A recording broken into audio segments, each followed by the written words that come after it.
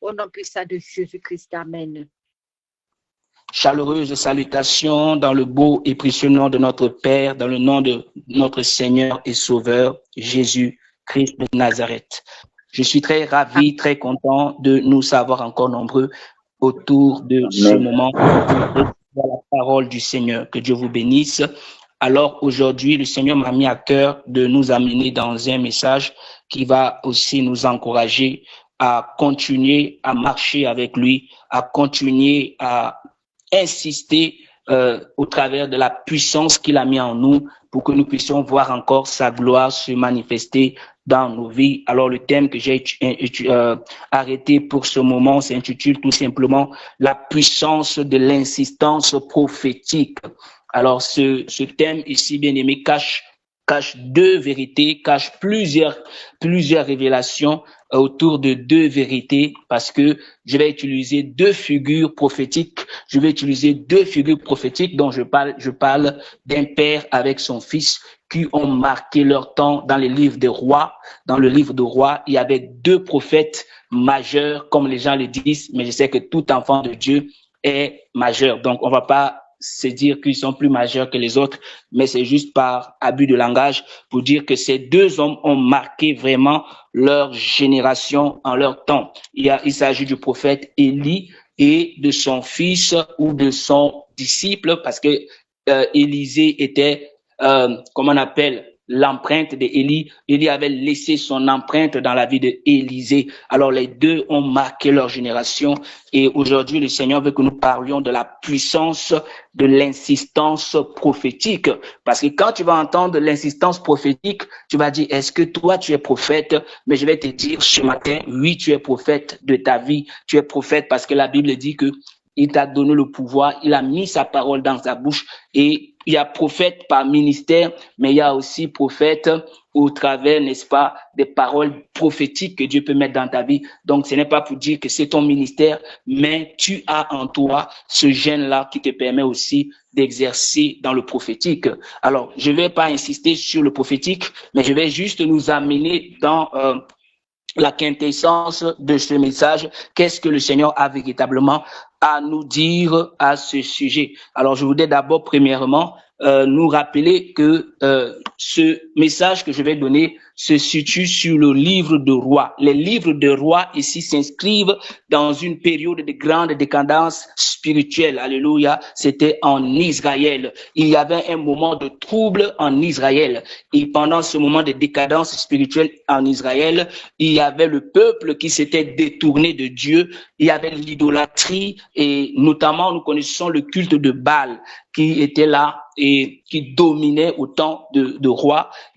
C'est là-bas que tu vas trouver l'histoire de Jézabel, tu vas trouver l'histoire les rois comme par exemple Akab qui entraîne la nation dans la corruption spirituelle et tout ça.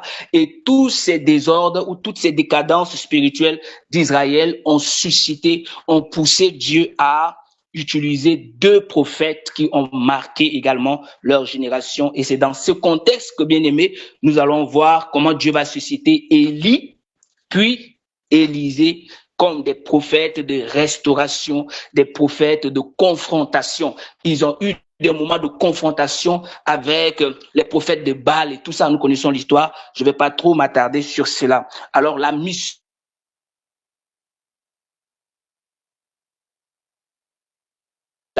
que Dieu leur avait donnée était de ramener le peuple à l'Éternel et de démontrer que Dieu est le seul maître de la mission que Dieu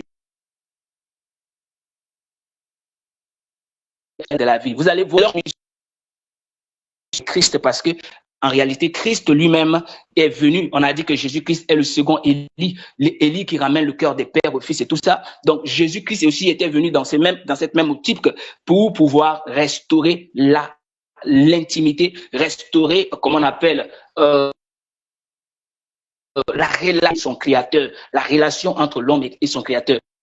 Généralement, ce qui nous sépare de Dieu, ce sont les idoles. Les idoles. Quand je parle des idoles, à leur temps, il y avait, comme je parlais là, il y avait Astarté, il y avait Baal, il y avait Dagon, il y avait beaucoup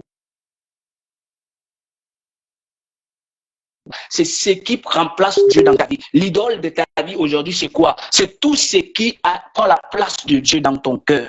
Et pour cela, c'est pourquoi Jésus-Christ aussi est venu pour changer nos cœurs et nous amener à adorer le Père, avoir une véritable relation, restaurer notre relation dans cette mission que Jésus aussi avait eue. Alors ça, c'était pour la petite parenthèse avant de continuer. Alors, nous allons nous situer dans 2 versets de base que je vais demander à Maman Petroni de préparer, 1 Roi 17, 21, et Maman Nathalie va préparer 2 Rois, chapitre 4, verset 34 à 35. On ne va pas encore les lire. Avant de les lire, je vais d'abord nous expliquer quelque chose, donc juste pour que vous prépariez le verset. Maman Petroni va préparer 1 Roi 17, 21, et Maman Nathalie va préparer 2 Rois 4, 34 à 35. Alors, je disais tout à l'heure que il y a 2 versets que je vais utiliser et sur ces 2 versets, nous allons passer notre moment d'édification, d'exhortation et de partage. Alors, Élie, ici, dans 1 Roi, Élie était chez une veuve. On connaît l'histoire de la veuve de Sarepta. Ici, cette veuve était dans un territoire païen. Alléluia. C'était hors d'Israël. Alors, Élie était chez cette veuve-là. C'était pas au hasard qu'elle s'est retrouvée chez cette veuve de Sarepta, parce que après son histoire qui s'est passée, lorsque il devait être nourri par le corbeau, et tout, nous connaissons l'histoire, comment il avait prié et la pluie a cessé parce qu'il devait châtier le peuple et Dieu a permis qu'il soit nourri de corbeaux et tout. Quand cela a cessé, Dieu l'avait envoyé chez une veuve appelée la veuve de Sarepta, voilà, je crois, Sarepta, voilà. Et quand il est arrivé chez la veuve de Sarepta, il se trouve que le fils de cette veuve de Sarepta était mort soudainement, alors que c'était une révélation que Dieu voulait nous donner, une révélation prophétique par rapport à ce que Dieu devait faire plus tard dans nos vies aussi, que Dieu devait nous donner et ce que nous devons comprendre. Alors ici, Élie était un porteur. Dieu l'avait utilisé pour porter l'enfant. Dieu l'avait utilisé pour amener l'enfant dans la chambre. Il a crié à Dieu. Il a crié, il a demandé à Dieu de guérir l'enfant. Vous savez, c'était pas du coup. Il s'est couché sur l'enfant 3 fois. Il s'étend sur l'enfant 3 fois. 3 fois de suite avant qu'il y ait manifestation, avant qu'il y ait délivrance. Voilà pourquoi j'ai intitulé l'insistance prophétique, pour nous examiner quelque part. Alors, ici, le verbe s'étendre, ici, ça veut dire quoi? Implique une identification totale. Lorsqu'on parle de s'étendre, ça veut dire ça, c'est une identification. Je m'identifie totalement. Et le fait qu'il s'est couché 3 fois marque une insistance complète de sa part. Donc ici, vous allez voir une plénitude dans la prière de Élie pour que cet enfant, l'enfant de cette veuve de Sarepta, puisse ressusciter. Alléluia. Et est-ce que tu sais que c'est la première résurrection qui a été mentionné dans la Bible, cette résurrection du fils de la veuve de Sarepta est la première résurrection qui a été mentionnée dans la Bible. Alléluia. Alors ici, Dieu voudrait nous montrer que le Seigneur va aussi vaincre la mort pour nous. Alléluia. Et c'était aussi dans un territoire païen, comme je l'avais dit en haut, en amont. C'était dans un territoire païen. Alors, dans le deuxième contexte, nous allons voir l'histoire d'Élisée dans le 2 Rois plutôt, chapitre 4, verset 34 à 35, que Maman Petroni va lire tout à l'heure.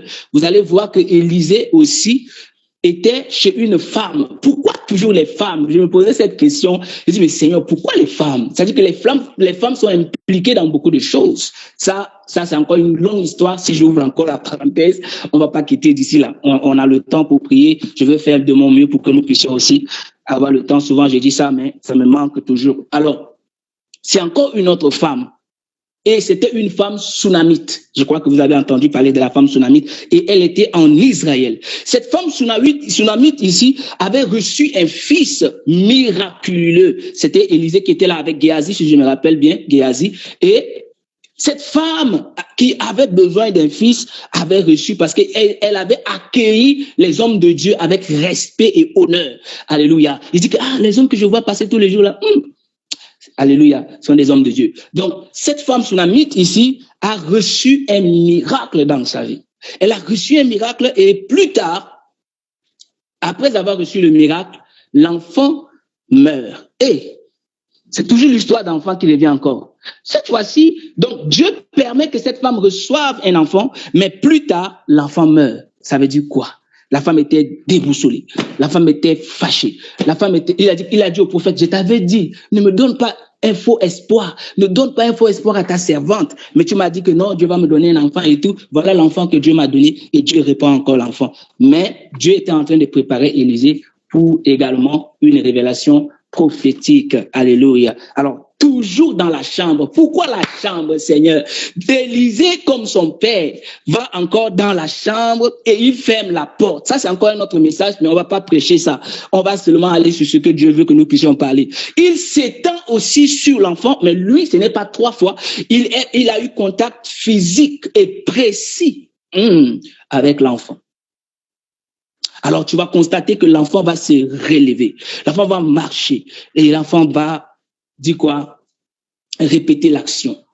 Vous savez, quand tu lis la Bible et que tu vois, et Élisée s'étendit 2 fois sur l'enfant, et l'enfant s'est levé et tout ça, tu vas penser que ça a été facile. Tu vas penser que c'est quelque chose qui s'est passé là. Écoute très bien ce que je t'ai dit. Élisée, c'était pas seulement là. Élisée avait essayé plusieurs procédures avant que cela n'arrive, que Dieu lui inspire, n'est-ce pas, ce contact ou bien le fait de s'étendre physiquement sur l'enfant. Après cela, Dieu lui avait donné une révélation pour qu'il le fasse. Mais il avait d'abord donné son bâton à Gazi. Ça n'a pas marché et tout. Si c'était nous, on allait déjà commencer à perdre l'espoir. On allait déjà dire que c'est quoi? Je suis loin de l'Éternel. Mais pourquoi ça ne marche pas? Mais bien aimé, je vais te dire ceci. Il faut fonctionner selon le selon le temps de Dieu, selon la révélation que Dieu te donne. Alléluia. Élisée avait insisté de même. Alors, pour ne pas être très long dans cette petite introduction que je donne, je vais d'abord nous laisser le temps d'aller dans la parole, comme je le disais tout à l'heure. Nous allons prendre nos Bibles dans le livre de 1 Roi, le chapitre 17, le verset 21.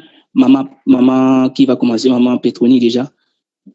1 Roi, chapitre 17, verset 21, oui. 1 Roi 17, verset 21, nous lisons au nom du Seigneur. Et il s'est tendu 3 fois sur l'enfant, invoqua l'Éternel et dit, Éternel mon Dieu, je t'en prie, que l'âme de cet enfant revienne au-dedans de lui. Parole du Seigneur. Merci beaucoup, maman Petroni, pour cette merveilleuse lecture. Maman Nathalie. 2 Rois. Oui. 2 Rois. Chapitre 2 Rois 4. de 34 à 35, il est écrit. Amen. Il monta et se coucha sur l'enfant. Il mit sa bouche sur sa bouche, ses yeux sur ses yeux, ses mains sur ses mains, et il s'étendit sur lui. Et la chair de l'enfant se réchauffa. Élisée s'éloigna, alla ça et là par la maison, puis remonta et s'étendit sur l'enfant. Et l'enfant éternua 7 fois et il ouvrit les yeux. Parole du Seigneur. Dieu, merci beaucoup, maman Nathalie. Parole du Seigneur. Donc, un texte qui est tellement riche. Si on veut détailler, si on veut expliquer, c'est quoi le fait qu'il éternue 7 fois. Il y a une révélation sur ça. Le chiffre 7, c'est beaucoup de choses. Nous comprenons que c'est, comme j'avais dit hier, c'est la plénitude et toutes ces choses. Donc, nous allons pas trop nous attarder, mais selon que le Seigneur va nous permettre de résumer en quelque sorte ce message, vu le temps que nous avons. Alors, c'est pour nous faire comprendre également que, déjà, je vais prendre l'aspect de Élisée, comme elle venait de lire tout à l'heure là. Il y avait aussi eu un contact, parce que j'étais en train d'expliquer quelque chose, et je me suis dit qu'on doit d'abord écouter la parole, lire d'abord. Alors, c'était aussi au travers d'un contact, de la même manière que Élie avait eu contact avec le fils de cette femme-là. De la même manière aussi, Élisée a eu contact avec le fils de la veuve de Sarepta. Et tu vas voir que dans le passage, on va évoquer 3 dimensions. On va parler de la bouche, on va parler des yeux et on va parler des mains. Ça veut dire que ici, le texte est en train d'insister sur le contact. Et ça évoque aussi quelque chose, un transfert de vie et de chaleur. En 3e lieu, de souffle. Alléluia. De souffle. Quand tu regardes dans le livre de Genèse, chapitre 2, la Bible dit que lorsque Dieu créa l'homme, Dieu insuffla le souffle et l'homme devint une âme vivante. C'est le souffle qui donne la vie à l'être humain. C'est-à-dire, si nous sommes là, dès qu'on retire ton souffle, bien, tu seras inerte, tu ne peux pas bouger, tu seras raide. C'est comme quelqu'un qui est mort. Dès qu'on le met dans le cercueil, tu vas voir comment quelqu'un, même si c'est une personne qui bavarde beaucoup, mais quand la personne n'a plus de souffle, la personne reste inerte. Même si tu viens l'insulter, même si tu tapes la personne ne peut plus rien faire parce que c'est le souffle là qui te donne la vie. Alléluia. Il faut le souffle. Donc là, tu vas voir que l'enfant va éternuer 7 fois et ça nous renvoie, comme je le disais tout à l'heure, à la perfection. Dieu ne délivre pas d'une manière imparfaite. Est-ce que quelqu'un comprend ce que je dis? Lorsque Dieu veut agir dans une situation, Dieu agit d'une manière parfaite. Dieu, ses œuvres sont parfaites. C'est pourquoi l'enfant éternua 7 fois, qui est ici l'achèvement divin pour montrer que Dieu a tout accompli parfaitement dans la vie de cet enfant. Alléluia. Donc, Élie ici est le modèle fondateur et Élisée est la continuité amplifiée. Élisée était la continuité de Élie. Amen. Et il avait reçu une double portion. Pour ceux qui comprennent l'histoire de ces deux serviteurs de Dieu, qui ont marqué leur génération. Alors, je voudrais encore, bien aimé, insister sur ce thème-là. Insister pour que nous puissions comprendre que l'insistance dans une situation est très importante. Beaucoup d'enfants de Dieu aujourd'hui se relâchent lorsqu'ils font face à des situations. Beaucoup d'enfants de Dieu aujourd'hui, lorsqu'ils font face à certaines difficultés et qu'ils viennent prier, ils perdent vite l'espoir parce qu'ils ne voient pas le résultat. Ils ne voient pas à l'instant. Ils veulent recevoir du coup ce qu'ils demandent à Dieu. Ils veulent que lorsqu'ils posent des actions prophétiques, lorsqu'ils prient, lorsqu'ils chassent des démons ou lorsqu'ils font telle ou telle chose, ils veulent voir le résultat à l'instant T. Mais il y a des situations où Dieu permet que ça prenne encore un peu de temps parce qu'il y a quelque chose que Dieu façonne. Dieu ne manifeste pas sa gloire du coup, mais Dieu fait toutes choses à la perfection. Et pour que toutes choses soient faites à la perfection, Dieu prend son temps. Écoute très bien, il est capable de faire quelque chose en un clin d'œil, mais il sait pourquoi il prend son temps. Même lorsque Dieu avait créé l'homme, lorsque Dieu avait créé l'être humain,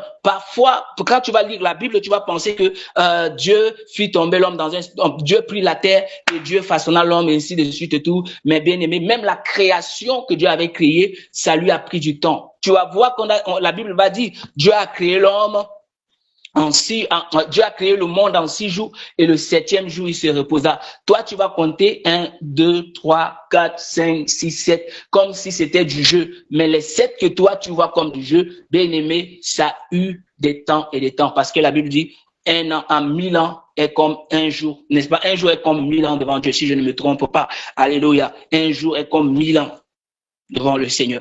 Donc parfois ici il faut comprendre que Dieu c'est pourquoi la Bible dit que le Dieu que nous servons est un Dieu de patience. Je vais te dire encore ce midi, si ton problème est en train de durer, c'est que Dieu est en train de préparer une solution à la perfection dans ta vie. La solution que Dieu va manifester dans ta vie sera une solution que toi-même tu seras parfait, tu seras comment on appelle, satisfait de cela. Quand l'homme le fait, quand l'homme fait quelque chose dans ta vie, parfois il y a l'imperfection. Mais quand c'est Dieu qui donne la solution, il donne la solution à la perfection. Alléluia. Tout ce que Dieu fait, il fait à la perfection. Donc ici, nous allons voir comment Dieu va se manifester et on va voir un mystère profond entre les deux scènes que nous avons vues tout à l'heure dans le livre d'Élisée, dans le livre de 1 roi plutôt, parlant d'Élie, 1 roi chapitre 17, verset 21, où il s'étendit 3 fois et Élisée qui s'étendit 2 fois. Ici, ils avaient un même combat. Le même combat que Élie et Élisée ont mené, c'était le combat contre la mort. Alléluia. Le combat contre la mort, c'est de ramener la vie là où tout est mort au nom de Jésus. Restaurer la vie là où tout est mort. Élie a été confronté à la mort. Élisée aussi a fait face au combat face à la mort.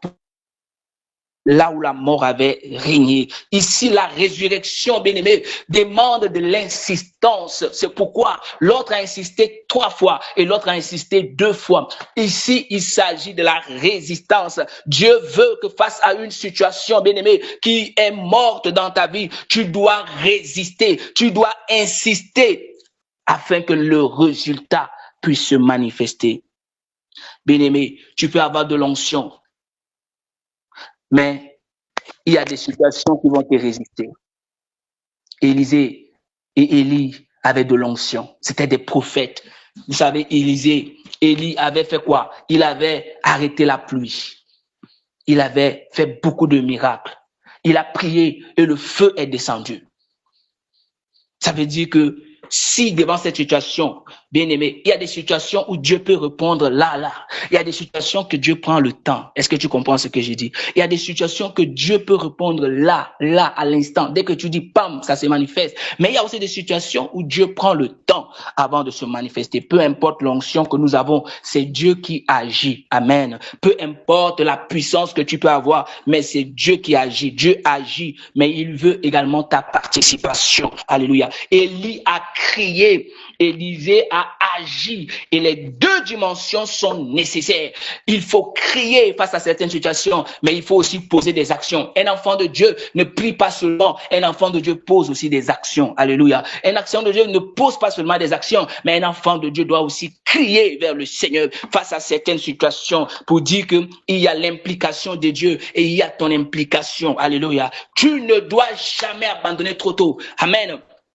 Alléluia. Tu ne dois jamais abandonner trop tôt. Lorsque tu fais face à une situation, il ne faut pas baisser les bras. Il faut que tu combattes. Il faut que tu ailles jusqu'au bout. Ne t'arrête pas. Quelles que soient les résistances, quelle que soit la chose peut sembler morte. C'est comme Lazare qui était mort. Lazare était mort il y a 4 jours. Lazare sentait déjà, mais Jésus est venu. Jésus a parlé. Jésus a parlé et Lazare est ressuscité. Lorsque Lazare s'est levé, Jésus a dit que la délivrance de Lazare n'était pas encore finie. Jésus a dit déliez-le. Oh, Jésus a dit déliez-le. Ici, c'est pour nous dire que, bien aimé, la délivrance, c'est un processus. La délivrance, parfois, on peut prier pour toi, tu reçois la délivrance, mais il y a encore un travail que Dieu veut faire dans ta vie. Beaucoup de personnes, dès qu'ils voient que quelque chose se passe, ils s'arrêtent. Non, continue jusqu'au bout. Il ne faut pas t'arrêter. C'est comme lorsque Ézéchiel avait reçu la révélation sur les ossements desséchés. Dieu a dit, va,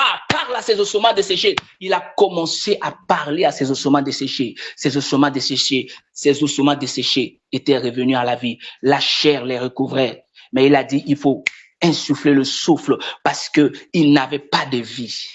Le souffle. Alléluia. Bien-aimé, quel que soit ce que tu fais dans la vie, quel que soit ce que tu entreprends dans la vie, quels que soient les combats que tu mènes dans la vie, et que tu commences à voir un changement, ne t'arrête pas jusqu'à la restauration totale. Dieu veut que nous arrivions à la restauration totale de certaines situations. Alors, tu vas voir qu'il y a des mystères qui se manifestent dans cette histoire presque similaire entre Élisée et son père Élie. Ils étaient d'abord 2 prophètes, ils étaient dans 2 générations différentes, mais ils avaient le même combat. Je vais te dire aujourd'hui, bien-aimé, que les combats que nous menons aujourd'hui, même ceux qui nous ont précédés ont mené cela. Les combats de tes pères peuvent encore se répéter dans ta vie. Il y a des combats que tes pères ont menés. Et toi, tu répètes également. Ces combats viennent également dans ta vie. Si tes pères avaient échoué, toi, tu ne dois pas échouer. Si tes pères ont gagné, toi, tu dois gagner 2 fois. Voilà pourquoi tu vas voir que Élie avait remporté, mais Élisée est venu. Il a fait le double de ce qu'Élie a fait. Alléluia. C'est pourquoi on a dit que si ton père a fait, toi, tu dois faire mieux que ton père. Alléluia. Bien aimé, ici, la Bible est en train de nous faire comprendre que ils étaient de 2 générations, mais ils étaient confrontés aux mêmes situations. Tu vas voir aujourd'hui dans des familles où, bien aimé, il y a des réclamations familiales. Les mêmes réclamations dans la vie de tes pères reviennent encore dans ta vie. Pourquoi ces réclamations reviennent? Parce que il y a le sang qui parle. Il y a le lien qui parle. Et quand l'ennemi revient, toi, tu dois également savoir comment affronter l'ennemi. Tu dois connaître ton histoire. Tu dois connaître le passé. C'est pourquoi certaines personnes ont les mains dans on appelle ça souvent quoi? Quand ils viennent à l'église, parfois, ils passent par on appelle ça cure d'âme et tout ça. On leur pose des questions. Tu sors de quelle famille? Vous êtes combien dans la famille? Ton père est marié? Est-ce que toi tu es marié? Est-ce que ceci? Est-ce que telle personne est morte de quoi? Toutes ces choses-là, ces informations qu'on prend, ce n'est pas parce qu'on veut seulement connaître ta vie, mais c'est pour que ça oriente la personne qui va travailler avec toi pour connaître quel esprit effectivement combat ta famille. Alléluia. Donc, vous allez voir que ces deux serviteurs de Dieu ont eu le même combat. Et leur combat, c'était d'arracher une vie à la mort. Arracher une vie à la mort. Tu sais qu'ils sont des prophètes, ils sont des serviteurs de Dieu. Et quand ils prient comme ça et que la personne ne ressuscite pas, les gens vont dire que ce sont des faux prophètes. Comment quelqu'un est mort? Et ils ont amené la personne pour prier pour que la personne se... C'est leur combat. C'était leur combat. Alléluia. Ils ont dit, mais c'est sur quel genre de prophète comme ça que quelqu'un est mort? On a dit qu'ils sont venus, au lieu de laisser la personne, on l'amène pour l'enterrer. Ils ont dit, Dieu m'a dit que si je prie sur la personne va revenir à la vie. Et ils ont commencé à prier. Même si c'est toi, ils avaient de la pression. Élisée avait la pression. J'imagine, je ne voulais pas être à la place d'Élisée. Je ne voulais pas être à la place d'Élie. La pression. Tu vois la personne qui est morte. Alléluia. Et le Saint-Esprit te convainc. Dieu te convainc que cette personne va ressusciter. Va prier pour cette personne. Si c'est toi aujourd'hui, c'est comme le pasteur David a posé la question hier. Qui parmi vous ici, si on lui dit, va guérir tel malade, tu vas le faire? Alléluia. Vous voyez dans quelle dimension le Seigneur veut que nous puissions aller. Ils avaient leur combat. Et leur combat était similaire. Bien aimé, parfois la résurrection n'est pas automatique. Tu vas voir que dans les deux cas, l'enfant ne s'est pas levé immédiatement. Élie a d'abord crié. Il a insisté 3 fois. Élisée, à son tour, lui, il a agi. Il a recommencé une seconde fois. Il n'a pas agi une fois. Il a agi une fois. Il a agi encore pour la 2e fois avant que l'enfant ne ressuscite. C'est pour nous dire que, quelle que soit l'onction que tu peux avoir, certaines batailles exigent l'insistance. Le Seigneur m'envoie te dire ce midi, ne te décourage pas. Pour ce que tu es en train de prier. Depuis, tu pries pour cette chose, mais tu ne vois pas le résultat. Depuis, tu pries pour la résurrection d'une situation dans ta vie. Tout est mort dans ta vie. Tu ne fais que prier. Tu ne fais qu'insister pour voir le changement, mais ça ne fait que perdurer. Le Seigneur te dit encore ce midi, ne t'arrête pas. Tant que la résurrection de cette situation ne se manifeste pas, ne dis pas que tu as échoué. Élisée n'a pas dit qu'il a échoué parce qu'il était une fois dans la chambre, ça n'a pas marché. Il a dit non, je retournerai. Il est retourné dans la chambre. Il a encore fait la même chose et l'enfant s'est levé pour tousser 7 fois. Le 7 fois qu'il avait toussé, c'était un signe que Dieu était en train de lui donner, que tu as fait un travail parfait par la main de l'Éternel. Alléluia. Pourquoi 3 fois pour Élie et 2 fois pour Élisée? Vous savez, les chiffres avec Dieu ne sont pas au hasard. Il y a une révélation dans ça. Élie, ici, le fait d'utiliser 3 fois, c'est la dimension divine. C'est la dimension divine. Quand on parle de la dimension divine, on parle de l'intervention directe de Dieu. Il y a des situations où c'est Dieu qui intervient directement. Mais pour le cas d'Élisée, tu vas voir que c'est un signe de témoignage. Le chiffre 2 renvoie au témoignage. Ici, on parle de collaboration entre l'homme et Dieu. Alléluia. Une collaboration. Il y a des combats dans lesquels Dieu veut que toi aussi tu t'impliques. Tu vas voir dans Exode chapitre 14, je pense à partir du verset 13 au verset 14, Dieu dit au peuple d'Israël, dit, gardez silence. Gardez silence. Moi, l'Éternel, je combattrai pour vous. Alléluia. Il dit, gardez silence. Moi, l'Éternel, je combattrai pour vous. Les Égyptiens que vous voyez aujourd'hui, vous ne les verrez plus jamais. Ça, on parle d'une dimension divine. On parle d'une intervention directe de Dieu. Mais tu vas voir dans Luc chapitre 10, verset 19, Dieu va dire, je vous ai donné le pouvoir de marcher sur les serpents, sur les scorpions, sur toute puissance de l'ennemi et rien ne pourra vous nuire. Là, il y a l'implication de l'homme. Une collaboration entre Dieu et l'homme. Parfois, bien-aimé, Dieu agit, mais Dieu attend aussi ton intervention. Alléluia. Dieu attend aussi que tu te lèves. Tu dois refuser d'abandonner. N'enterre pas ce que Dieu veut ressusciter. Parce que tu t'arrêtes trop tôt. Il ne faut pas enterrer ce que Dieu veut ressusciter parce que tu arrêtes trop tôt. Il faut t'identifier à la situation. Le mystère de l'identification. Les deux se sont couchés et ils ont eu contact avec les enfants. Ça veut dire quoi? Tu vas remarquer que Élisée s'est étendu sur l'enfant. Élie pareillement. Pourquoi? C'était un geste prophétique. Pourquoi? Parce qu'ils étaient en train de prendre la position de ce qui est mort. Alléluia. Ils prennent position et ils ont manifesté la chaleur divine, la puissance de Dieu. Ils ont transmis la vie par contact. Parfois, il faut amener ta situation au contact de la vie qui est Jésus. Prends cette situation et mets cette situation au contact de Jésus. Cette situation va être ressuscitée. Cette situation va être restaurée. Alléluia. Et cet acte qu'ils ont posé va annoncer plus tard que Jésus-Christ ici s'est identifié à notre mort. Tu as vu comment Jésus-Christ s'est identifié à notre mort et il nous a transmis la vie. La résurrection ici, ça passe par une connexion divine. Alléluia. Une connexion profonde pour amener la source de la vie. Il faut une connexion avec le Seigneur. Il faut une connexion avec Dieu. Il faut une connexion avec Christ. Là où il y a la connexion avec Jésus, il y a la résurrection. Élie était l'image de Christ dans nos vies. Et nous-mêmes, quand nous sommes en Christ, la Bible dit que si quelqu'un est en Christ, il est une nouvelle créature. Galates 2:20 dit que si j'ai été crucifié avec Christ, si je vis, ce n'est plus moi qui vis, c'est Christ qui vit en moi. Tu vas voir que Élisée, je peux dire Élie, c'est l'image de Christ. Élisée, c'est l'image de l'Église. Je vais donner une révélation très rapidement avant qu'on ne s'arrête et qu'on prie quelques sujets.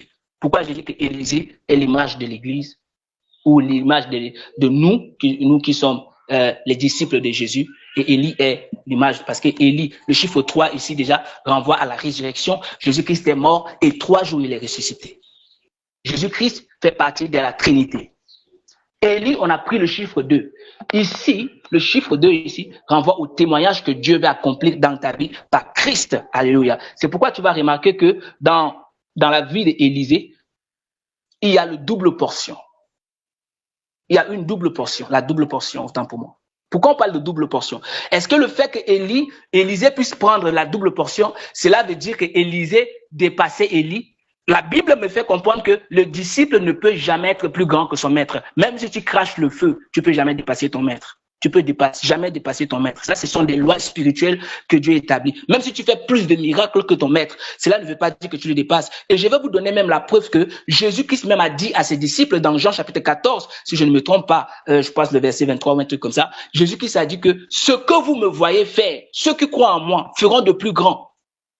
Quand Jésus dit à ses disciples, mais ce que vous me voyez faire, vous le ferez. Si vous croyez en moi, vous le ferez pareillement et vous ferez de plus grand. C'est le double. Alléluia. La Bible dit que la gloire de la seconde maison sera plus grande que la première. Ça veut dire que quoi? Si Jésus-Christ a ressuscité des morts, tu dois ressusciter les morts doublement. Si Jésus-Christ a chassé les démons, tu dois chasser les démons doublement. Si Jésus-Christ a guéri les malades, tu dois guérir les malades doublement. Si Jésus-Christ a fait de grandes choses sur le plan spirituel, nous qui sommes ses enfants, nous qui sommes ses disciples, nous sommes appelés également à manifester l'onction doublement. Pourquoi? Cela ne veut pas dire qu'on va dépasser Jésus, mais c'est lui qui nous a donné l'autorité. C'est lui qui nous a donné le pouvoir. Mais bien-aimés, quand nous faisons face à des situations, nous oublions notre autorité. Nous oublions que Jésus nous a donné le pouvoir. Nous oublions que Jésus nous a donné la puissance et nous baissons les bras. Si Jésus-Christ avait abandonné, toi et moi, on ne serait pas sauvés. Si Jésus-Christ avait abandonné, toi et moi, on ne serait pas ce que nous sommes aujourd'hui. Mais Jésus-Christ a résisté jusqu'au bout. Il a vaincu la mort. Élisée a vaincu la mort. Élie a vaincu la mort. Toi et moi, nous sommes appelés à vaincre la mort. La mort, c'est quoi? Toute situation, bien-aimé, tout ce qui est mort dans ta vie, tout ce qui est mort dans la vie de quelqu'un, Dieu veut t'utiliser comme une personne de restauration. Et tu es cette personne qui va apporter la restauration. Tu ne dois pas reculer devant la mort. Quand le diable veut tout arrêter dans la vie de quelqu'un, il amène la mort. On ne parle pas seulement de la mort physique, la mort sur plusieurs dimensions. La mort, ça peut être la mort spirituelle, ça peut être la mort dans les finances, ça peut être la mort dans les projets, ça peut être la mort dans ton mariage, ça peut être la mort dans tes activités. Le diable amène la mort. Voilà pourquoi tu vas voir dans Jean chapitre 10, verset 10, la Bible va dire que le voleur ne vient que pour dérober, égorger et détruire. C'est ça la mission du diable. Il vient détruire tout. Il vient apporter la mort. Mais bien aimé, ce midi, le Seigneur dit que tu es celui qui peut restaurer la vie. Voilà pourquoi tu vas encore prier le Seigneur. Tu vas dire encore à Dieu, Seigneur, je suis un restaurateur de vie. Je suis, Seigneur, un instrument de vie que tu veux utiliser. Alléluia. Au nom puissant de Jésus-Christ de Nazareth. Élève ta voix et commence à prier. Dis-lui, Seigneur, fais de moi un restaurateur de vie. Là où tout est mort, quand j'arrive, que j'amène la vie par la présence de Jésus. Ouvre ton micro et commence à prier. Dis-lui, Seigneur, je vais ramener la vie là où il y a la mort. Au nom puissant de Jésus. Nous sommes en prière dans le nom de Jésus. Je veux ramener